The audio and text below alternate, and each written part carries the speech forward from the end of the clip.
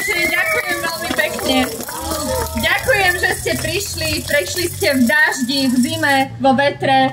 Vy máte odvahu postaviť sa za správnu vec. A viete, kto tú odvahu nemá? Minister vnútra Matúš Šutaj-Eštok. Je to zbabelec, presne tak. Nemá ani za necheť toľko odvahy ako vy.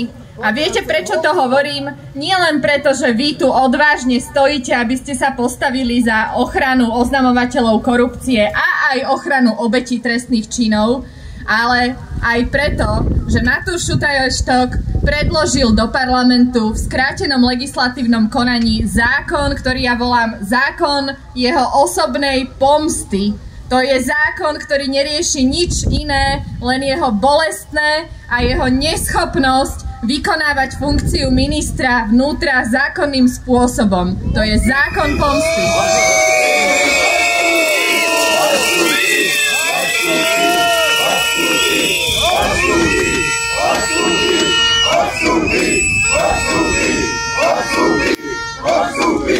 Presne tak. Matúš Šutaj-Eštok by mal odstúpiť. Ja som sa ho dnes v pléne spýtala, keď som vystupovala, že či on nemá hanbu, pretože minister vnútra je garantom našej bezpečnosti, všetkých nás, všetkých, ktorí sme tu, aj z tých, ktorí s nami nesúhlasia. A on, viete čo urobil? Máme predsa v parlamente aj znovu vrátenie Horálkového zákona, ktorý odpovedá na tú vlnu kriminality, ktorá sa spustila v našich uliciach a v našich obchodoch, po tom, čo schválili tú mafiánsku novelu trestného zákona. Ale Matúš Šutaj-Eštok, pod ktorého patrí riešenie kriminality, sa rozhodol, že kašle na nás občanov, na všetkých, aj na svojich voličov, aj na nás z opozičných strán. On sa rozhodol, že parlament musí urgentne riešiť jeho osobnú pomstu proti úradu na ochranu oznamovateľov. A to je hanba.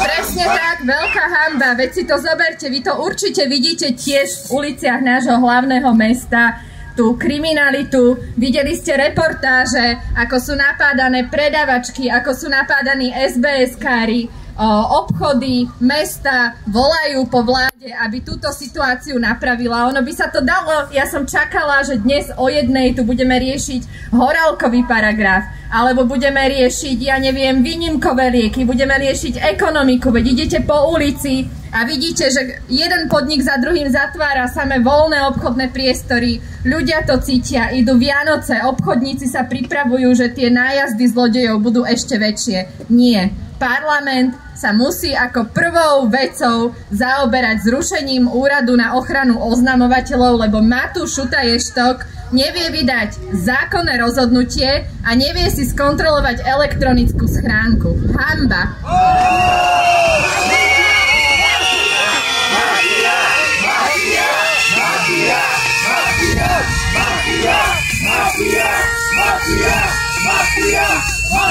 Toto je minister vnútra, ktorého mal premiér. Každý normálny premiér v normálnej demokratickej krajine by takéhoto ministra vnútra okamžite odvolal. Ale čo spravil premiér Fico? On mu dal bolestné. A viete prečo?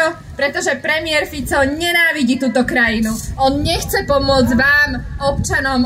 Jeho hrozne hnevá, že proti nemu protestujeme v uliciach. Hnevajú ho kriedy, pretože vie, že ľudia, ktorí proti nemu protestujú, vyznávajú hodnoty spravodlivosti, sú proti korupcii a on sa rozhodol, že sa im vysmeje týmto návrhom zákona a že dá bolestné Matúšovi Šutaj-Eštokovi namiesto toho, aby ho z fleku odvolal.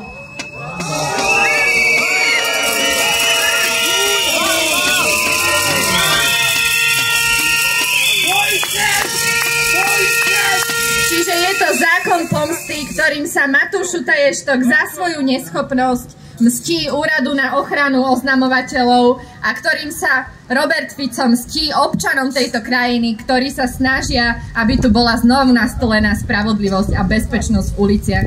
A za to je im hanba, že sa rozhodli svoju osobnú pomstu a svoje osobné dôvody nadradiť nad bezpečnosť nás všetkých. Hanba.